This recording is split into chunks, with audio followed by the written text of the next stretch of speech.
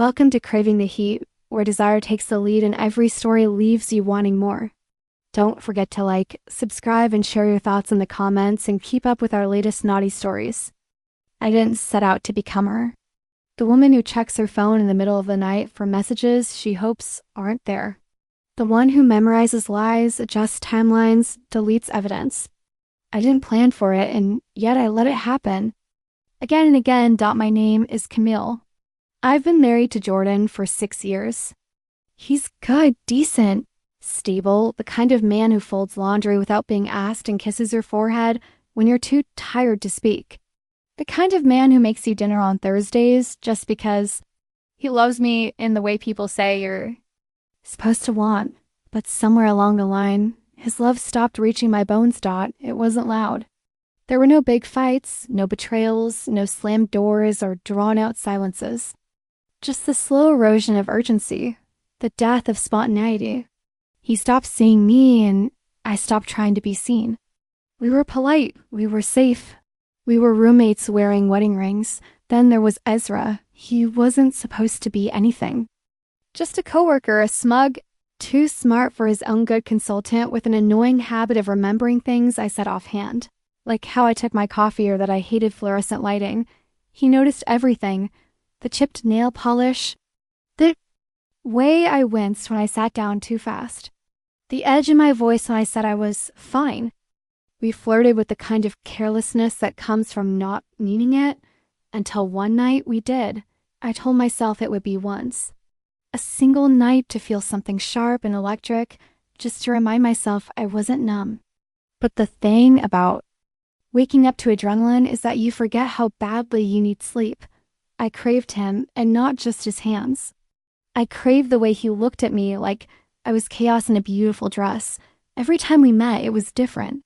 Sometimes it was fast and angry, like we hated ourselves more than we hated being apart. Other times it was slow, drawn-out torture, like we were trying to memorize the shape of each other's pain.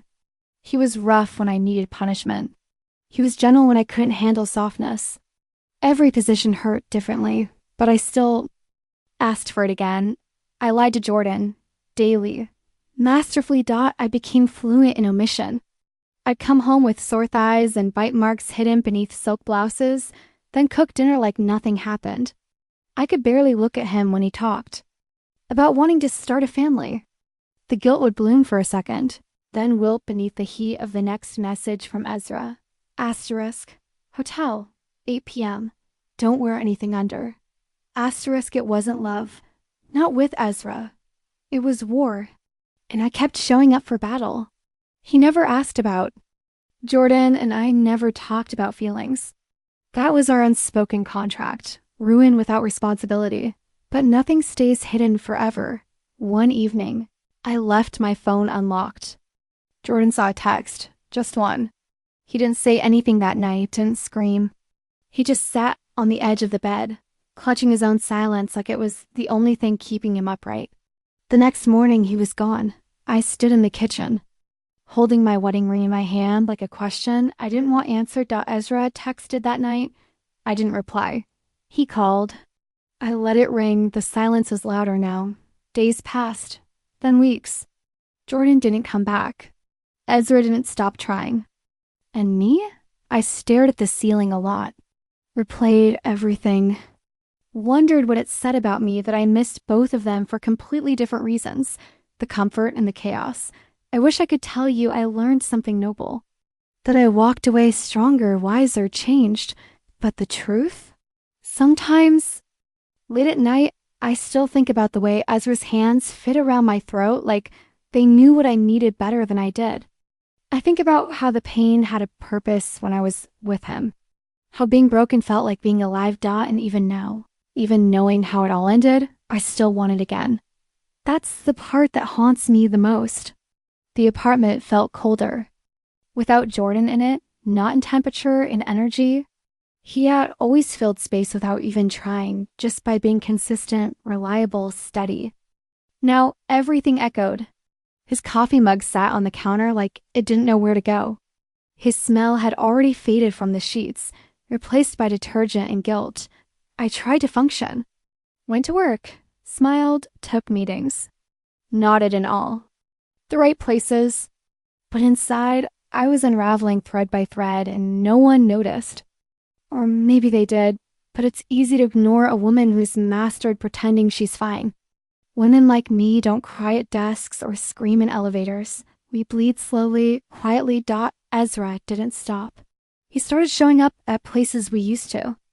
Me, even when I hadn't responded. Once, I found him waiting outside my building. He didn't say anything when I walked past him.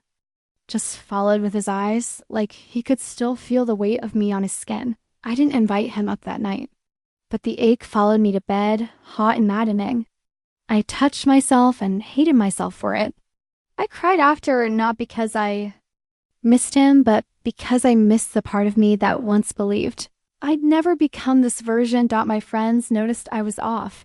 One of them, Melissa, asked if I'd been okay. I told her I was just tired. That was true. I was exhausted from lying, from needing, from pretending. I didn't want something that was burning me alive. Sometimes. I remember the way Jordan looked at me when we first met, the lightness in his laugh, the way he'd pull me close.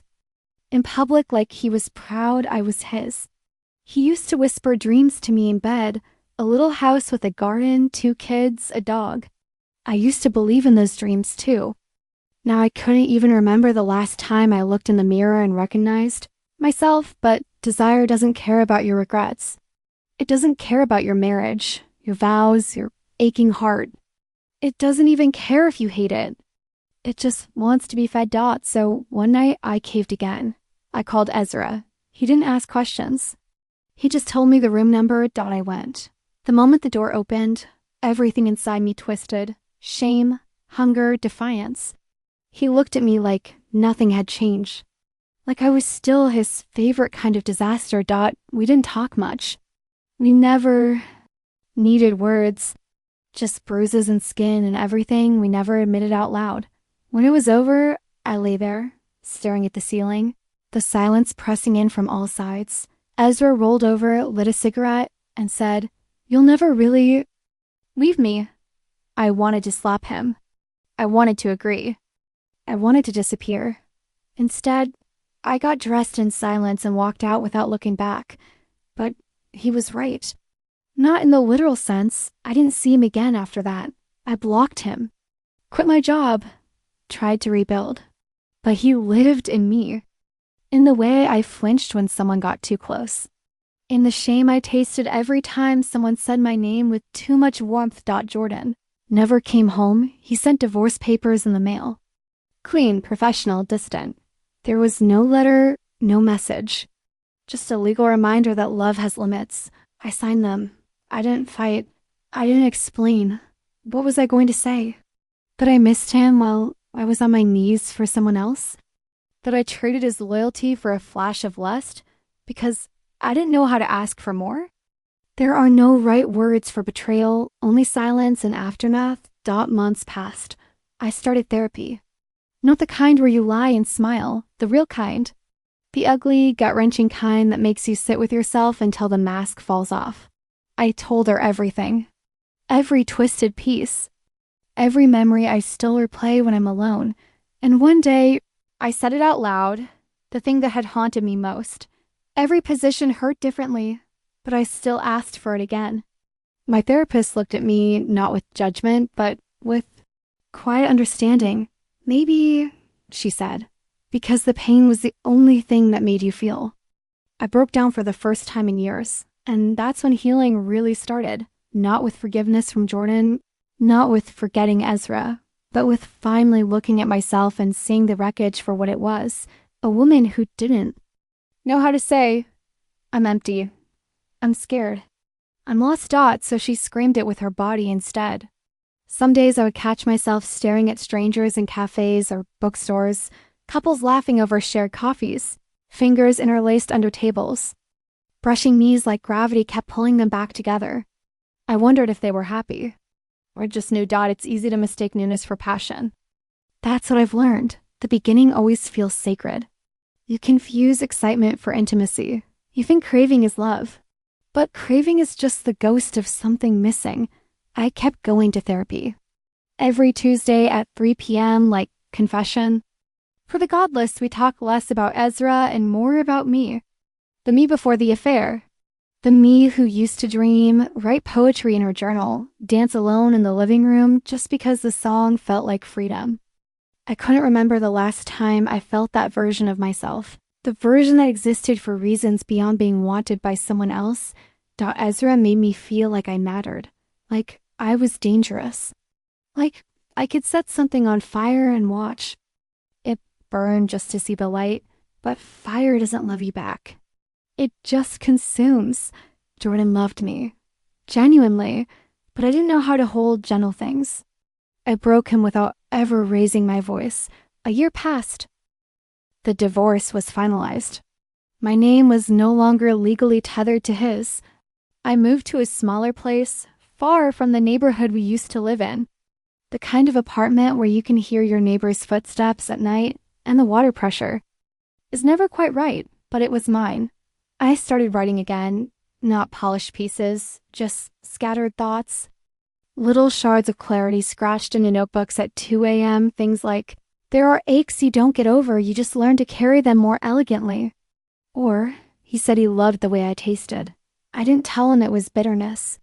I thought about reaching out to Jordan. Not to fix things, just to say I was sorry. But that felt selfish.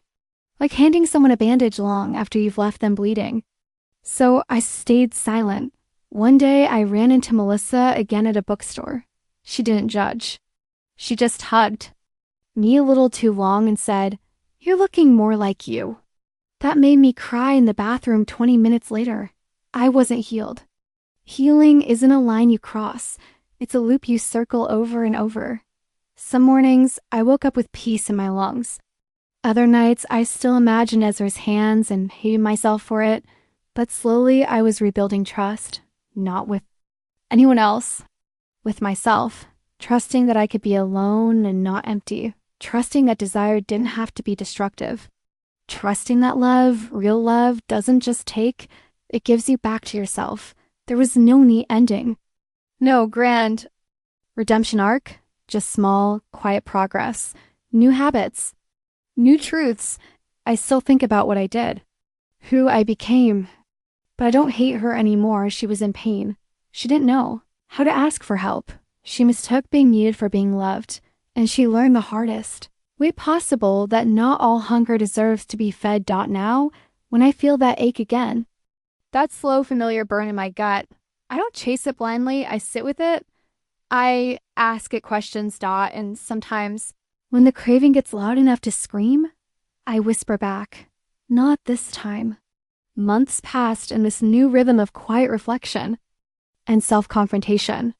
I wasn't healed, but I had stopped chasing pain like it was a drug. I went on a few dates, nothing serious. Men who were kind, curious, but ultimately I wasn't ready to be known again. Not like that. Then, on a warm Sunday afternoon in spring, it happened. I was browsing the farmer's market downtown, one of those pretentious pop-up ones with handmade soap, overpriced sourdough, and hipster dads and beanies. When I saw him. Jordan. He looked older, but good. His beard was fuller, his posture looser, freer. He held a little girl in one arm, bouncing her gently on his hip. She had his eyes, big, kind, quiet. At first I thought maybe it was a niece, a friend's kid, a stranger, but then a woman appeared. Beside him, she was beautiful in a grounded, effortless way. The kind of woman who didn't have to try too hard, because her peace made her glow.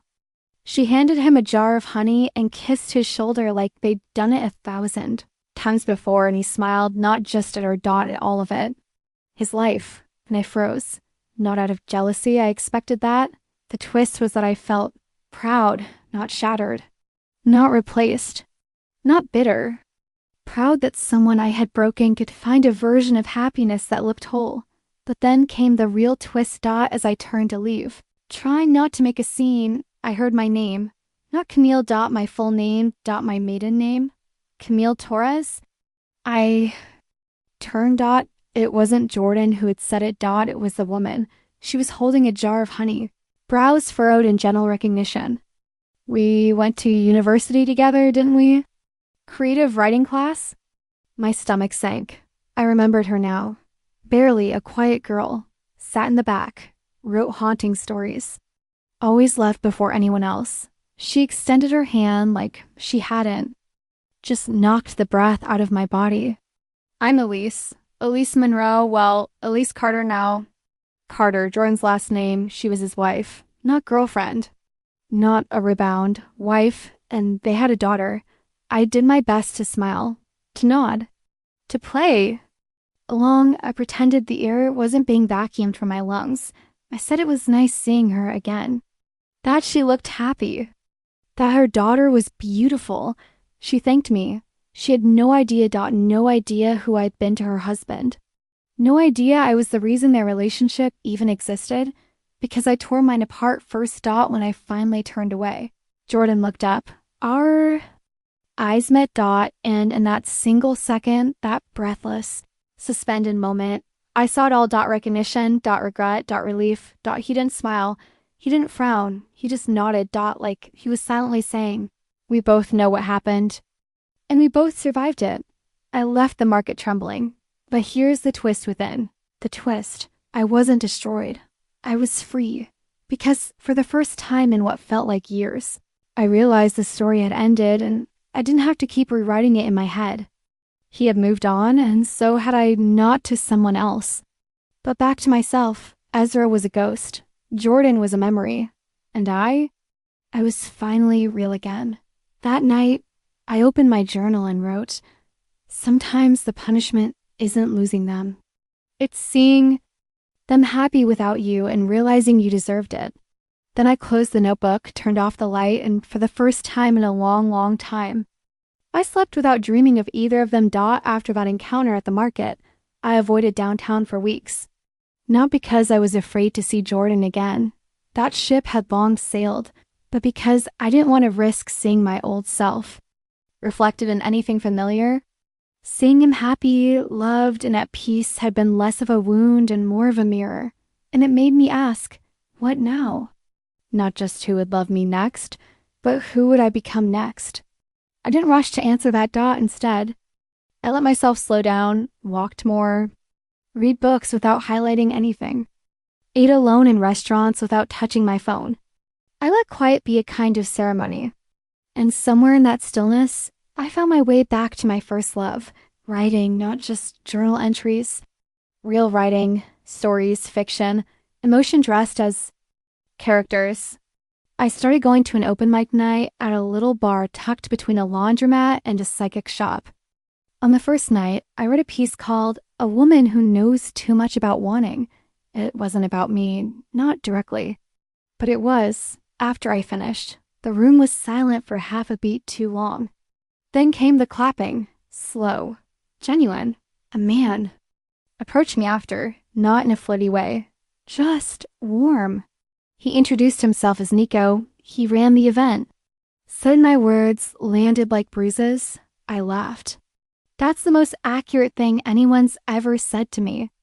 We talked about writing, about the weight of unspoken things, about people who leave and the people you have to become after they do. We became friends. The kind of slow, nourishing friendship that makes no demands and leaves space for breath. He never asked about my past, but when I offered pieces, he took them gently, like breakable glass. Weeks turned to months. I kept writing. I wrote about Camille before the affair, Camille during, Camille after. I changed names, shaped fiction from memory. Eventually, I had a manuscript. I submitted it to a small press on a dare from Nico. I didn't expect a yes, but I got one. Suddenly, I wasn't just surviving. I was building something. The book was titled "Every Position Hurt Differently." Yes, I used the phrase. Not because it was about sex, but because it was about pain. The different ways we carry it, crave it, repeat it, and how sometimes we ask for it again, not because we're weak, but because we haven't yet learned the language of our own needs. On the night of the book launch, I stood in front of a small crowd of readers, friends, strangers. I wore black, simple, clean, confident. Nico introduced me. said I was one of the most brutally honest writers he'd ever met. I don't remember what I read that night, only the feeling. The next morning, I woke up to an email from Jordan. It was short. Camille, I saw your name in an article about your book. I ordered a copy. I'm glad you found your voice. I hope you keep using it. JNO anger. No bitterness. Just a quiet nod from a man who had moved on and somehow still cared enough to witness who I became after I broke everything. I stared at the message for a long time and then I replied, thank you for everything. See, I didn't need more than that. Closure, I realized, isn't always dramatic. Sometimes it's just a full circle whispered between two people who lived through the same story on opposite sides of the fire. A few days later, Nico and I went to the ocean, just to feel small again. I stood in the waves, letting the salt bite my ankles, the wind whip my hair, and I thought of all the versions of myself I carried through grief, guilt, pleasure, and pain. Then I let her go, not with hate, not with shame, with thanks. Because without her, I never would have written a single word, and without those words, I might never have healed.